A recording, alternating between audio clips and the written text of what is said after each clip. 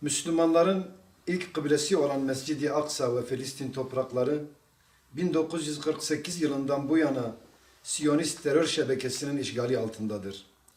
Kudüs'ün küresel bir saldırı altında olduğunu görmeliyiz. Kudüs'ü daha çok gündemde tutmak ve hürriyeti için mücadele etmek zorundayız.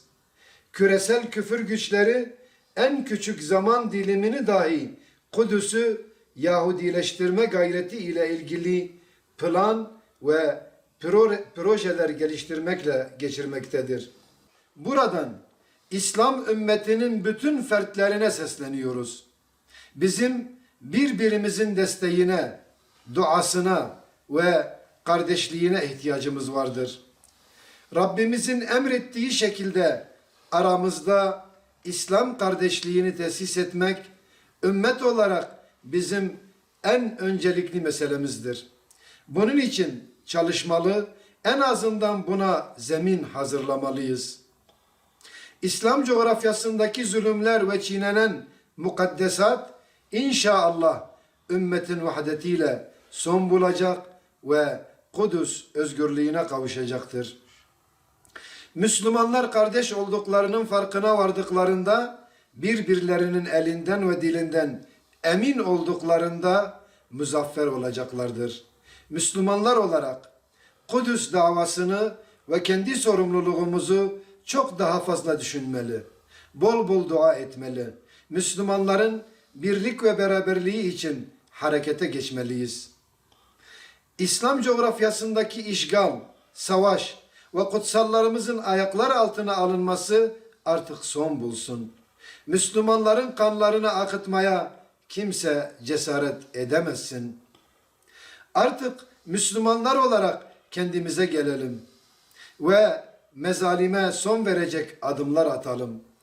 Başta batılı devletler olmak üzere dünyanın üç maymunu oynadığı işgal ve zulümlere karşı Kudüs davasını omuzlayan Filistinli Müslüman kardeşlerimizin yanında olmak ilahi bir farizadır. Selahaddin Eyyubi'nin bizlere emanet bıraktığı mukaddes davaya sahip çıkmak aynı zamanda bizler için en büyük mirastır. İlk kıblemiz Kudüs'e bela olan Siyonistler aslında işledikleri cürümlerle sadece Müslümanları değil, bütün insanlığı tehdit etmektedir. Siyonistlerin ilk hedefi bugün Müslümanlardır.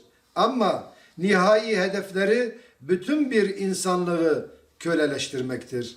Bu açıdan işgalci Siyonistlere karşı mücadele etmek aynı zamanda tüm insanlığın vazifesidir. Buradan İslam ülkelerinin idarecilerine de sesleniyoruz. Ümmetin halini görmezden gelmeyin. Müslümanların düştüğü bu halden en çok sizler sorumlusunuz.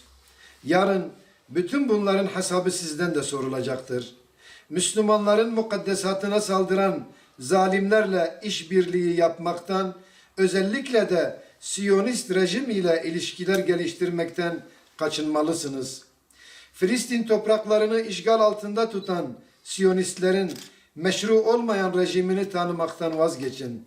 Siyonistlere cesaret verecek tavırlar için içine girdikçe kendinize de, ümmete de, İslam coğrafyasına da büyük zararlar veriyorsunuz. İsra ve Mi'rac mucizelerine mazhar olan Kudüs'ün ve Mescid-i Aksa'nın esaretinin bizim elimiz ile sonlanmasını Rabbimizden temenni ediyoruz. Hürmetlerimizi çiğneyen zalimlere karşı bir olan ümmetin inşası için Rabbimizin vesileler yaratacağını umuyoruz. Allah bize ümmetin vahdetine ve Kudüs'ün özgürlüğüne şahit olacağımız yarınları nasip etsin. Amin. Velhamdülillahi Rabbil alemin. Mardin Peygamber Sevdalıları Derneği kamuoyuna saygıyla duyurur.